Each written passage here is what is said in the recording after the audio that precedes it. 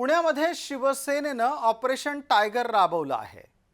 या निमित्तानं इतर पक्षातील लोक शिवसेनेकडे आकृष्ट केले जात आहेत। गुरुपौर्णिमेच्या निमित्तानं अनेक जणांचे पक्षप्रवेश होणार आहेत अशी माहिती मिळते आहे।